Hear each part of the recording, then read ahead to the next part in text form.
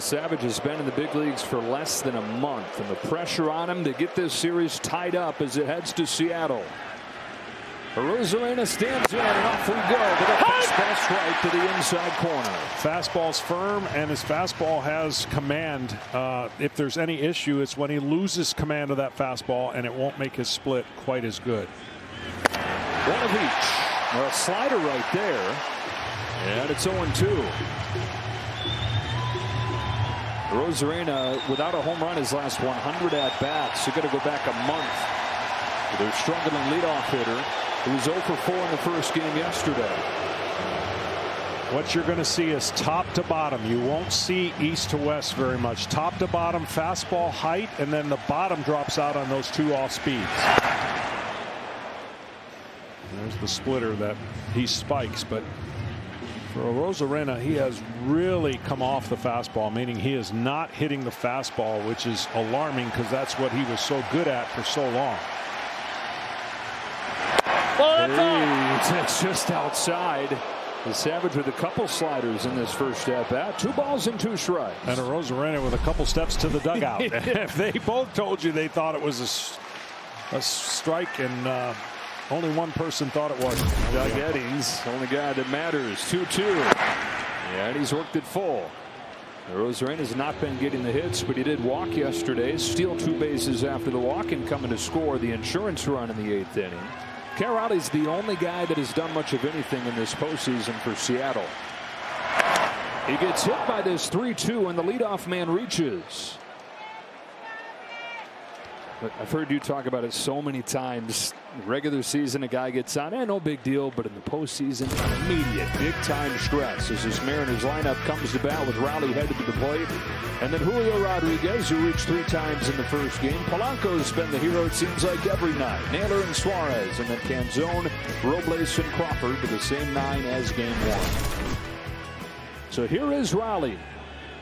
Kevin Gausman went into that at bat against Cal Raleigh last night, having retired 16 in a row. He had gotten 2 strikes on Raleigh, but then Cal hit his 62nd home run to tie the game, and he fouls off the first pitch here. Well, as amazing of a year as he's had, and I think it's MVP amazing, he actually has, when you dive into the numbers, more swings and misses than you would think. Doesn't put the ball in play, but when he does, the damage is off the charts. 60 during the regular season, 2 shy of the American League record, and 2 in the postseason so far. Raleigh's hit 400 in the playoffs. The rest of the Mariners have hit 180. And only one time have they scored more than 3 runs, relying on that pitching. The Savage's 0-1 is high for ball 1. So here's the interesting, when you dive into the numbers, you see only 18% of the time they throw an inside pitch, he's able to put it in play. But his slugging on the inside pitch is off the charts, so it means you have very little room for error in that place where you're trying to get him out. Ball, that's down. Good take. Now, Trey Savage in the strike zone very rarely. The zone percentage in his first start of the postseason, that was as low as any zone percentage for any pitcher in baseball all year, but guys just can't lay off.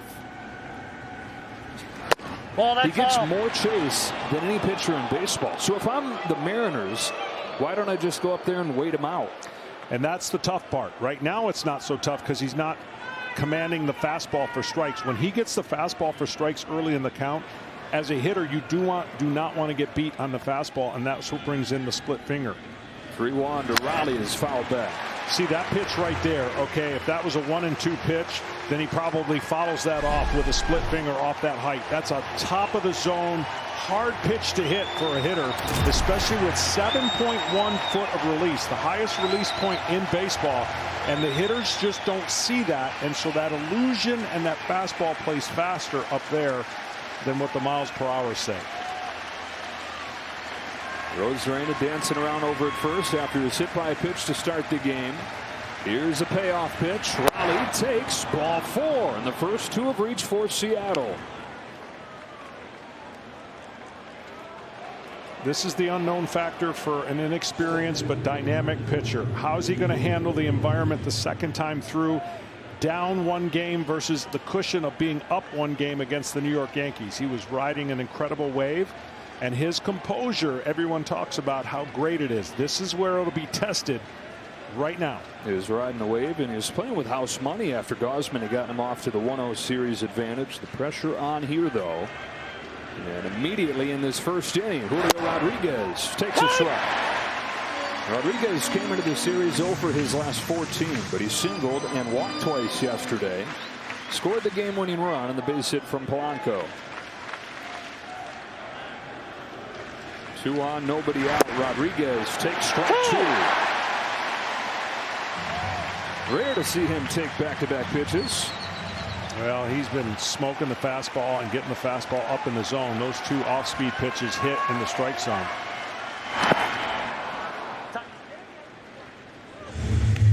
Release point is so huge, and you see how in the first game he didn't give up a hit and only 2 base runners. Already 2 base runners and not an out recorded in the second start. Here's his 1-2. Rodriguez hooks one in the air down the line. If it's fair, it's got a chance, and it's gone. Julio Rodriguez with a 3-run shot in the first inning.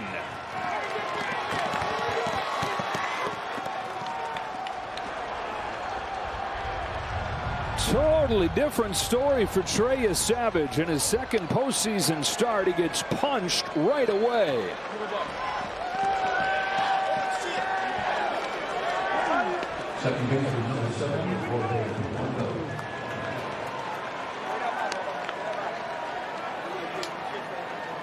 One of the top home run hitting clubs in baseball this year. They've not had the same kind of power in the postseason. They've been able to survive it because the pitching has been so good. Rodriguez hits it out, and if you start getting that power like they did for a lot of the regular season, look out. Well, you never know in a postseason game. We've talked about it. 0-2, innocent first at bat. He gets maybe a call that goes against him and then hits the bat, and then the next thing you know is 3 runs. Those little things are the things that drive you crazy in a postseason game and get magnified and put pressure on a young pitcher. And that split finger was probably the only bad split finger we've seen him throw so far, and it ended up in being 3 runs. Yeah, just like Raleigh's home run yesterday, it comes on a 2-strike pitch. Polanco on 0-2, swings and misses, and there's the first strikeout, the first out, after 3 runs have already crossed. Well, this is the one that was going to be strike 3. Everybody knew it except for home plate umpire, and still you've got to be able to get out of that at bat. And then that split finger that just fluttered right over the middle, and the timing of seeing 3 in a row allowed Rodriguez to stay back, keep his hands back, and keep it fair. Second of the postseason for Rodriguez after 30 during the regular year. That's a strike on Josh Naylor. So this is how cruel baseball is. That's his first hit he's given up, and it resulted in 3 runs.